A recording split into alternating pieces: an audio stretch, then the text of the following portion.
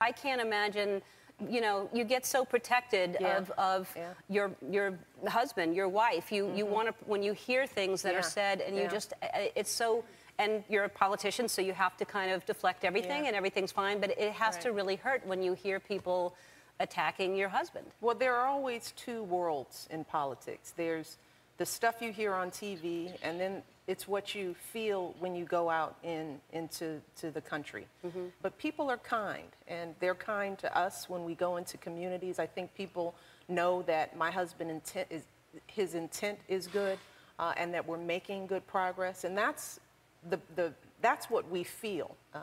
That's the energy that we get back, and you can choose to take in the negative or you take in the good stuff.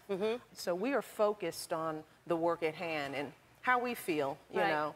That's the least of it. Well, I think that just that statement, just saying you can focus on the negative or you can focus on the positive, because I do think it trickles down with all this bullying that's going on in schools right now. Absolutely. I mean, the kinds of things that happen in politics and on television, if you're watching it, it's bullying every single day.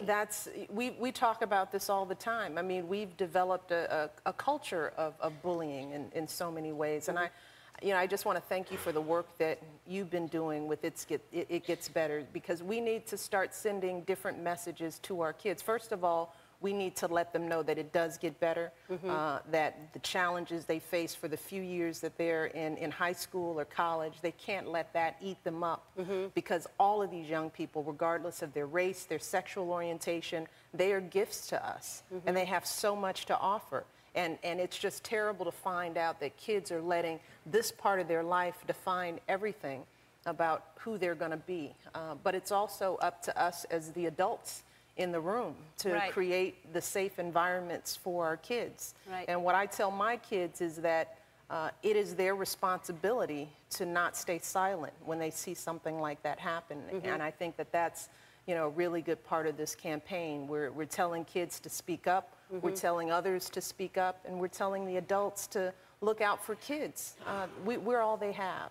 And to tell, yes.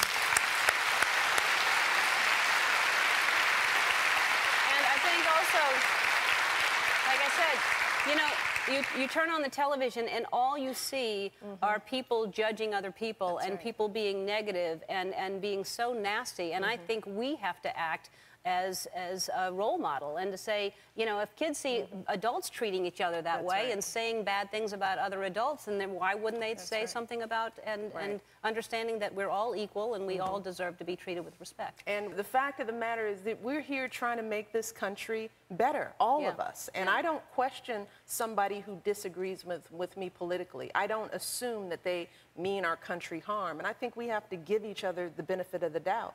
And if we start doing that in the political public discourse, then kids will follow our lead. They will follow our example. But we've got to set it. Absolutely. We've got to start now. Absolutely. All right.